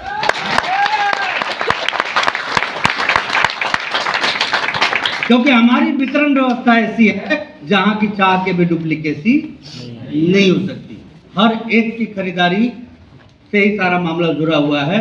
पैसा भी कब आएगा? जब बिल कटेगा। बिल कब कटेगा? जब डिपो पीयूसी को काटेगा। डिपो पीयूसी को कब काट पाएगा? जब कंपनी डिपो को काटेगा। तो ऐसा ही हमारा ऐसा सिस्टम है जहां ना एक एक्स्ट्रा प्रोडक्ट आ सकता है ना वहां से जा सकता है। एक बच्चे को भी भेजिए, ओरिजिनल सामान लेके आएगा। ये आरसीएम बिजनेस की सबसे बड़ी यूएसपी है दोस्तों, कि जिंदगी को बेहतर बनाना है तो आरसीएम बिजनेस कहाँ क्या पकड़ा दे रहे आपको लोग कहना मुश्किल है। डुप्लीकेसी का तो ये काम है कि अब तो बस हम इंसान ही बाकी हैं, बाकी तो सब चीज डुप्लीकेट मिल ही रहा है या नहीं है? तो ये हमें समझना है कि हर हमारी जरूरतों को कहीं ना कहीं ये बिजनेस पूरा करने वाला है। तो बताइए इतने बेहतरीन बिजनेस को हमें करना चाहिए नहीं करना चाहिए? अपने लिए ना सही, अपने आने वाले जनरेशन के लिए। आपके पास पैसा है भी ना तो अपने आने वाली पीढ़ी को बचाने के लिए आप आरसीएम जरूर कीजिएगा। क्योंकि मैं बार बार बोलता हूं कि ये बिजनेस हमारी जरूरत नहीं, आने वाले समय में ये बिजनेस हमारी मजबूरी होने वाली है। और मजबूरी भी ऐसी वैसी नहीं, जब कोई काम नहीं रहेगा ना तब दुनिया इसी की तरफ आएगी। और इससे पहले कि भीड़ इन चीजों को समझे, आप खास लोग हैं, इस चीज को समझ के जी जान लगा के करना शुरू कर दीजिए। क्योंकि देर से जब चीजें समझ में आती है तो कहीं ना कहीं वो हमें नुकसान देती है, बहुत ज्यादा फायदा नहीं देती है। तो मैं आपसे अगेन एंड अगेन ये कहना चाहूंगा कि दुनिया समझे उसके पहले आप इसको समझिए। तैयार है या नहीं है? आज मैं मेरे क्षेत्र के मैक्सिमम लोगों से आगे हूं दोस्तों। मेरे टाइम जो लोग पैसे कमाने वाले लोग थे, जो लोग उस टाइम पैसे कमा रहे थे, जो लोग उस टाइम पैसे वाले लोग थे, उन सभी से मैं आगे हूँ। मैं मेरे पर्सनल और परिवार की यदि मैं आपसे बात करूं तो मैंने आपको शुरू में ही बताया कि मेरे परिवार में 40 लोग ऐसे जो सरकारी नौकरी में काम करते थे उस टाइम जब मैंने आरसीएम को शुरू किया। और उन 40 लोगों की भी संपत्ति जोड़ दीजिए ना तो मेरी अकेले की संपत्ति उन पर भारी पड़ जाती है। तो एक पावर मिलता है आपको आरसीएम करने से, तो करना चाहिए नहीं करना चाहिए? मैं ना इसको दुनिया का 8वां अजूबा बोलता हूँ, 21वीं सदी का एक वरदान समझता हूँ। और इस वरदान को हमें से जितने भी लोग समझ के करना शुरू कर देवे वो वारे न्यारे कर सकते हैं, इतिहास बनाने वाला काम कर सकते हैं। और लास्टली मैं आप सभी लोगों से इतना ही कहना चाहूंगा कि इस बिजनेस में है ना तो इसकी ताकत को समझिए। आप नए हो या पुराने, फर्क नहीं पड़ता। आप कितने सीरियस हैं इस बात से फर्क पड़ता है। और आपकी सीरियसनेस को लेकर मैं एक कहानी सुनाना चाहता हूं कि कई बार क्या होता है कि हमारे पास प्लेटफॉर्म तो होता है, चीजें तो होती है हाथ में, लेकिन उस टाइप की सीरियसनेस नहीं होती है जिस टाइप की सीरियसनेस हमारे अंदर होनी चाहिए। तो ये सीरियसनेस आपके अंदर कैसे आए वो बता के मैं मेरी बात को खत्म करूंगा। लेकिन कहानी क्या है? एक मंदिर था। मंदिर के बाहर दरवाजे पे ही बैठ के एक भिखारी भीख मांगा। भीख मांगते मांगते सालों हो गए उसको। जब भी एक दिन क्या हुआ, उसकी मौत हो गई। मौत से पहले की घटना आपको बता देना चाहता हूं। पहले वो जमीन पर बैठ के भीख मांगता था। एक बार क्या हुआ, खूब बारिश हुई उसके शहर में, और जहां वो बैठता था ना वो जगह डूब गई। क्योंकि मंदिर के पास ही था, भगवान के बहुत करीब था, तो जब किसी को जाके मांगना पड़े तब तो कोई डिले करे। वो तो वहीं था। उसने भगवान से कहा, भगवान इतने दिन आपके दरवाजे पे रहा हूं, कुछ तो व्यवस्था कर दीजिए। जब भी उस दिन क्या हुआ, एक रात में कुछ लोग आए और एक संदूक, लकड़ी की संदूक समझते हैं ना, पुराना बक्सा जो होता था लकड़ी का, उसको उन्होंने उसके सामने फेंक के वो लोग भाग गए। उसको लगा कि शायद भगवान ही मेरे लिए भेजे। कुछ टाइम वो इंतजार किया, कोई उसे लेने नहीं आया।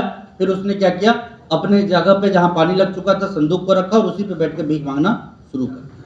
करते करते कई साल हो गए। एक दिन जब वो मरा तो चूंकि उसका कोई था नहीं, तो नगर निगम वाले आए, वो उसकी बॉडी को ले गए। बाद में पता चला कि ये संदूक भी उसी का है, इसी पे बैठ के भीख मांगता था।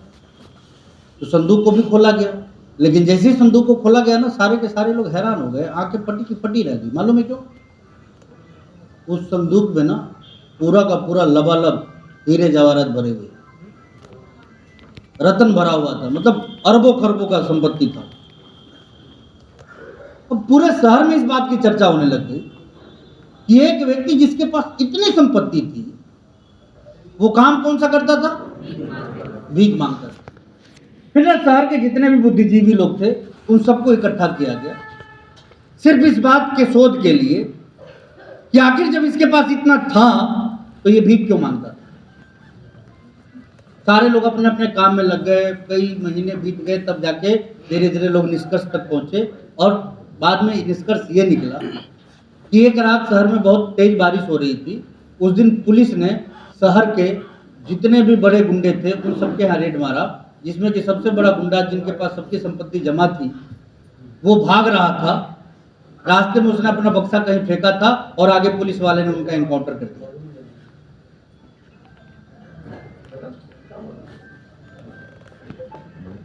कहानी खत्म नहीं, कहानी शुरू। वो भिखारी इतने साल उस पे बैठ के भीख मांगा, गलती से यदि एक बार खोल के देख लेता तो क्या होता? खोला क्यों नहीं? नहीं, आपसे पूछना चाहता हूँ, खोला क्यों नहीं? उसको पता नहीं था कि हम किस चीज पे बैठे हुए। तो भाइयों और बहनों, हम में से ना 90% आरसीएम करने वाले इसी तरह बक्से पे बैठे हुए कि पता ही नहीं कि आरसीएम कितनी पावरफुल चीज है।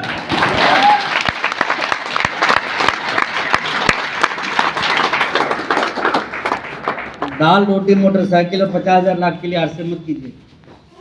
ये अरबों खरबों में पहुंचाने का बिजनेस है। और यदि आप सही मनोबल के साथ इस बिजनेस को सीखते हुए बार बार लगातार करते रह गए तो एक दिन देखिएगा कि आप अपनी ज़िंदगी में अपने आप को कहाँ पाएंगे और कितनी ऊंचाइयों पे पाएंगे। मैं बस इतना ही जानता हूँ कि यदि आप सीख गए, यदि आप टिक गए और यदि आप टिकाने वाले बन गए तो आप इस बिजनेस के सितारे बन जाएंगे, इस बिजनेस के कामयाब व्यक्ति बन जाएंगे और आने वाले समय में आरसीएम बिजनेस के एक डायमंड बन जाएंगे। तैयार है इसके लिए? तैयार है इसके लिए? कुछ बड़ा करने के लिए तैयार हैं? कुछ अनोखा करने के लिए तैयार हैं? कुछ नया करने के लिए तैयार हैं? बदलते ज़माने के काम को करने के लिए तैयार हैं? तो दोस्तों, आप सभी का स्वागत है आरसीएम बिजनेस में। और मेरी बातचीत यहीं पे खत्म होती है। आप सबसे मिलके बहुत अच्छा लगा। मैं मेरी बात को विराम देना चाहता हूँ। बहुत बहुत धन्यवाद। जय आरसीएम।